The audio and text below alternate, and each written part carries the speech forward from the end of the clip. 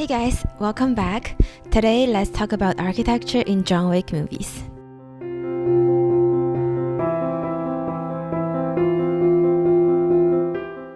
So in John Wick series, they were able to build incredible world that is parallel to our own. So they have these assassins who get paid with these beautiful coins, and there is this high table who is running the entire criminal world. And they have this alternative communication method with pigeons, and they have things like Continental hotels, which is the safe haven of assassins where business cannot be conducted.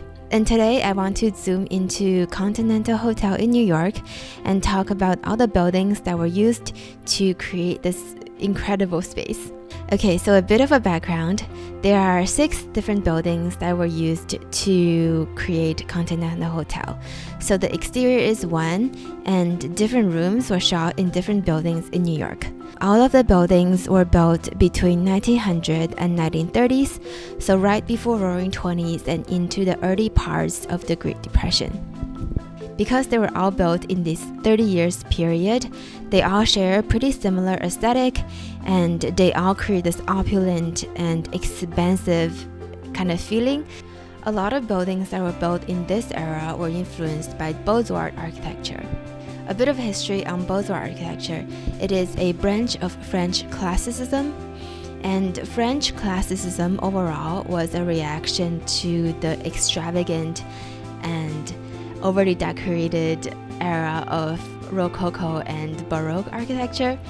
So compared to those like Baroque and Rococo, French classicism is a bit more sober, and it contains a bit more straight lines, and you can see pretty minimal decorations, and a lot of the overall figures were similar to that of ancient Greek and ancient Rome. Some examples of French classicism include the east side of Louvre. This is Louvre colonnade. Essentially, it's a facade of double columns, and everything else was pretty clean.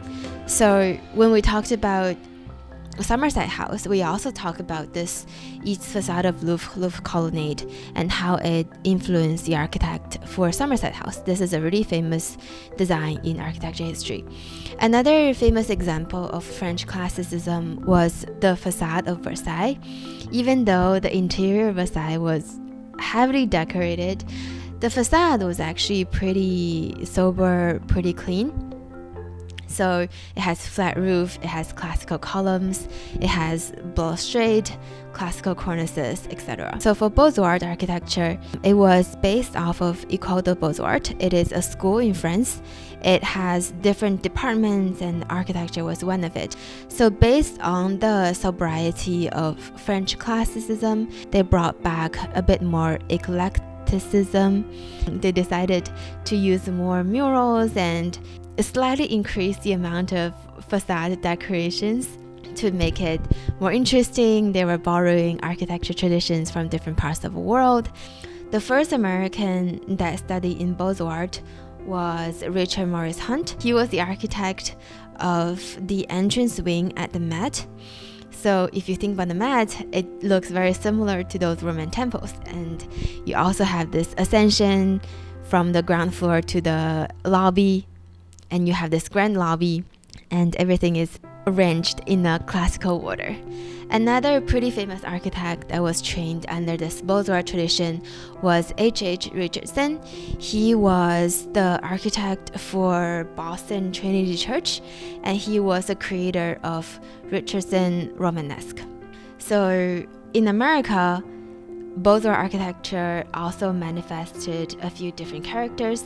Like we talked about, one of them is the flat roof, which we inherited from French classicism. We also introduced colors. One of the pretty good examples is the ceiling at the Concord above Grand Central. We have this beautiful turquoise color, and we don't really see it elsewhere. Another thing that I think is really cute is how they use theme. So we didn't see this from like French classicism, but Beaux-Arts architecture really like to have a theme overall for their sculpture, for their murals, for their carpets, and everything in between. So if this is a building about like stars, everything would make you think of astrology and stars. And again, we'll see examples in the buildings that we are going to cover. Okay, let's go back to the most famous opening sequence. Remember how John drove across Brooklyn Bridge and parked outside of Continental Hotel and passed his car to the valet there? So this is the first shot that we get of Continental Hotel, and I think it's such a beautiful shot. It established how it looks like, which is very unique. It has this flatiron shape. This building is actually Beaver building, at first the Wall Street Court. So it was built in 1903 and the construction finished in 1904. This is the oldest building in all of the buildings that we'll talk about today. This building was originally used as the headquarters of Monsoon Steamship Line. So this is a steamship that was operating between United States ports and Caribbean and South America. They have both passenger ship and cargo ship. I actually found some of the previous posters that I used. I think it's really cute. And they had some similar advertisement as we have today, but for airlines. So Monsoon Line used it until 1930s, and in 1931, this building was leased by New York Cocoa Exchange. This building nowadays is a condominium. You can still buy a house there if you really like it. I actually found the Street Easy page for Cocoa Exchange, the name of the building, and I was able to find a corner unit, the layout of a corner unit, and this is what it looks like. Another thing that's pretty fun about this building is that because it's called Beaver building, there are beavers all over the building. If you look at this festoon, there's a beaver carved into it. The architect of this building is Clinton and Russell's. If you live in Upper West Side in New York, you might know them from their condo Antwerp. The Beaver building itself is only 15 stories tall. The way they arranged the building is pretty classic. So you have a base, and notice that the base is raised. Going back to the Beaux-Arts characters that we talked about, you have a raised base, you have a shaft, you have a crown, and you have a cornice.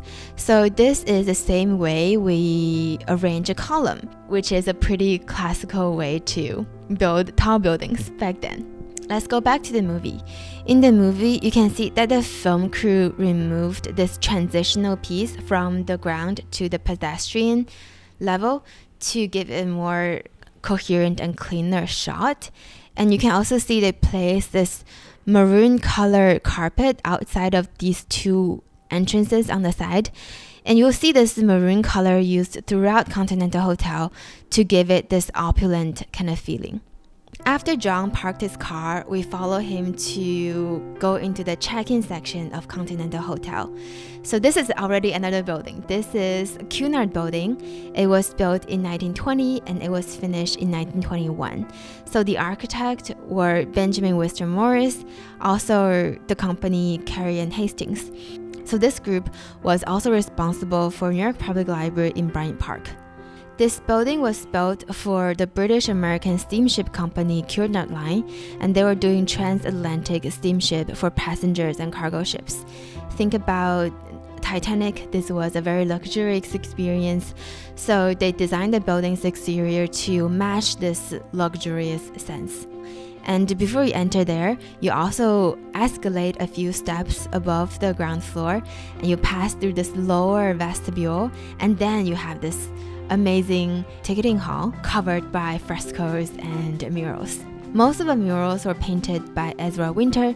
He is another very famous mural artist. He has a pretty tragic later life, but we can talk about it in a different video. A lot of the interior sculptures and paintings and murals were about the ocean. So you have mermaids, you have different parts of the ship and different creatures.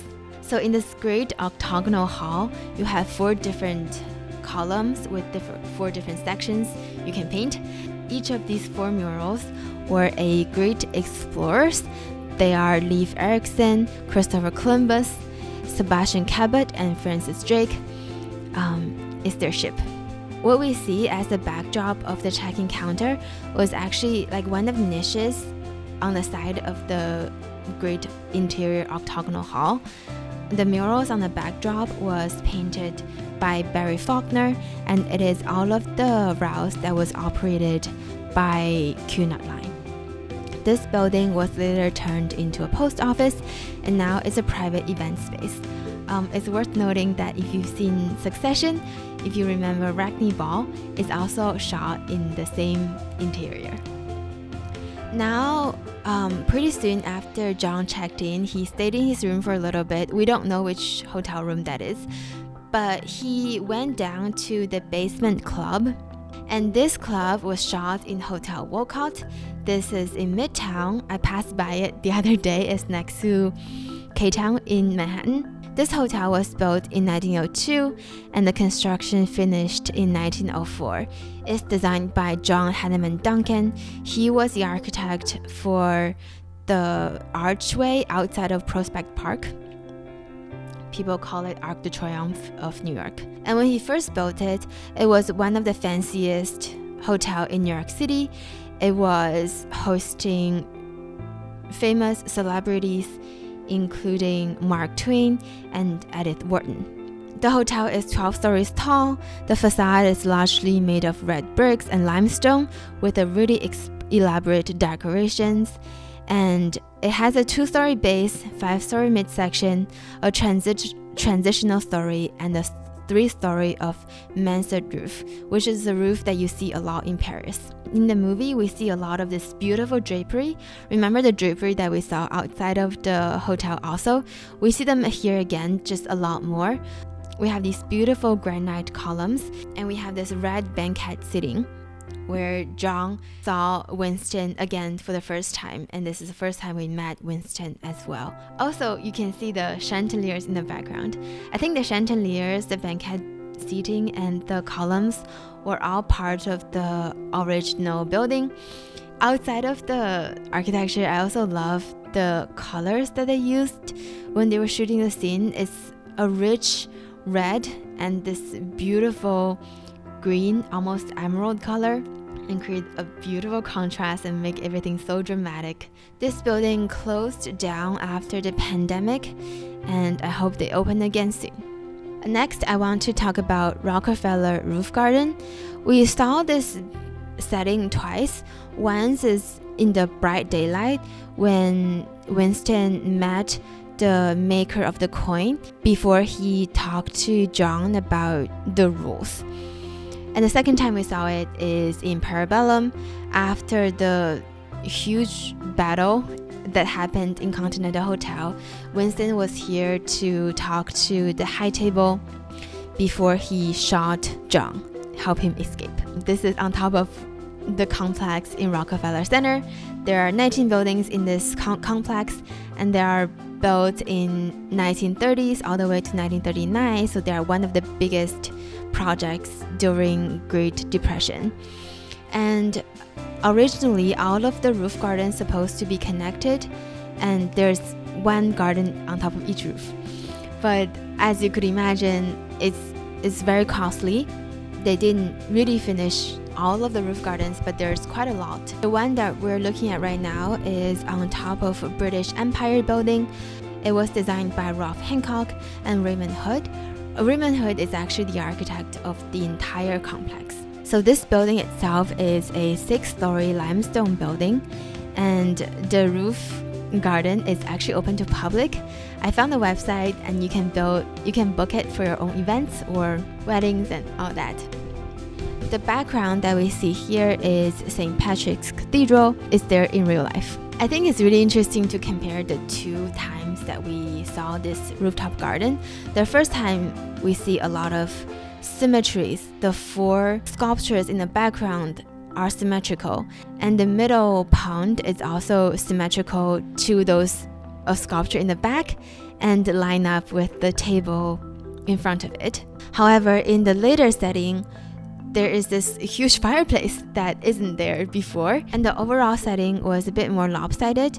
Perhaps it's there to play up this power dynamic between high table and continental New York. Also, I think it's pretty interesting that the 2 times that we saw it, John weren't at the scene in the beginning, he entered the scene later on, and he entered the scene from two different doors. The first one was a bit shabbier, and the second one is really elaborated and really fancy. I think it's also related to this power dynamic that the scene was trying to depict. The next one that we're going to talk about is where John killed Santiano D'Antonio of the High Table and started the war in Parabellum. So this happens in Jane Hotel in West Village in New York. This building was built in 1908 as a boarding house for sailors, and it was designed by William A. Boring, who became the dean of architecture school in Columbia later on.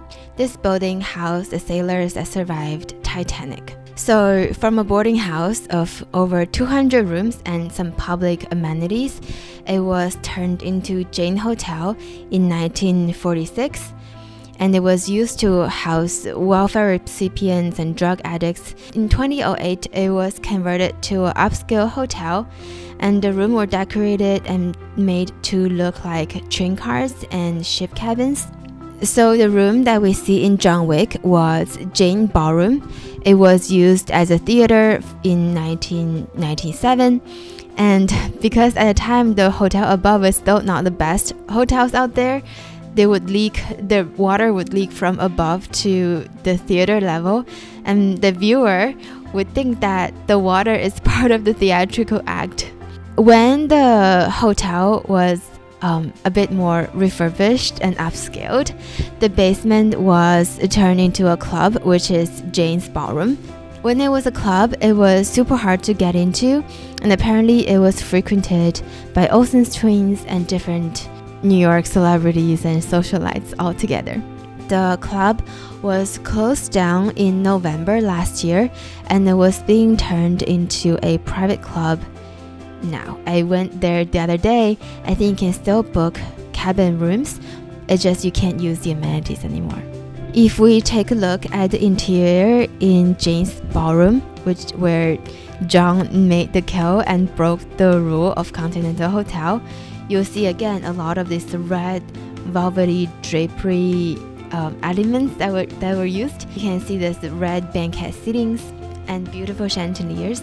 But I do want to point out that the production actually changed those velvety couches to a darker brown leather couch, potentially because the scene is a darker scene and they want to match the energy there. The last building I want to talk about is the lobby of Continental Hotel.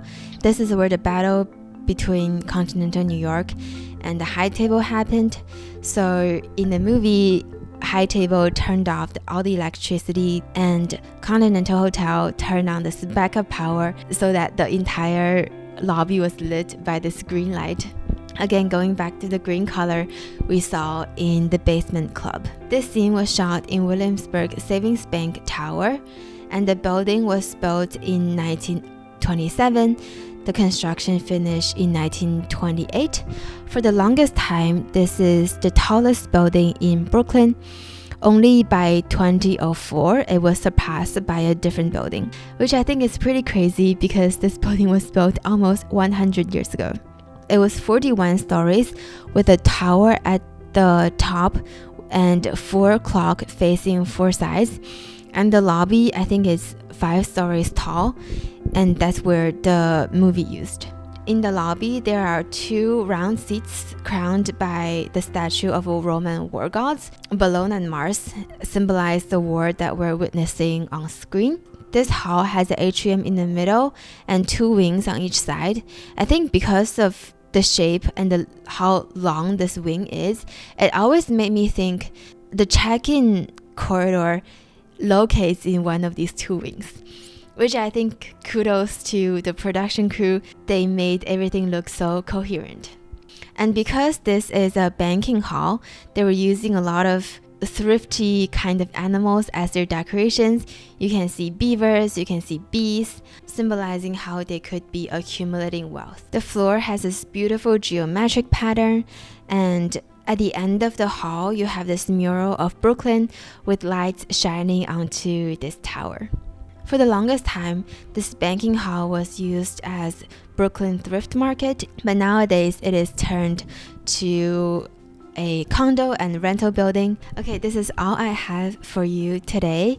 I hope you enjoyed our little tour of those beautiful Beaux-Arts buildings in New York that made up Continental Hotel. I love this part of architecture history because all the buildings are so full of imaginations and creativity, and the scale is just so grand and beautiful. I also want to applaud the film crew for finding so many beautiful buildings to shoot Continental Hotel so that we have this beautiful space to imagine, to dream, and to enjoy the movies. Okay, let me know if you want to hear more about Continental hotels in John Wick's universe, and I can't wait to see you next time. Okay, bye.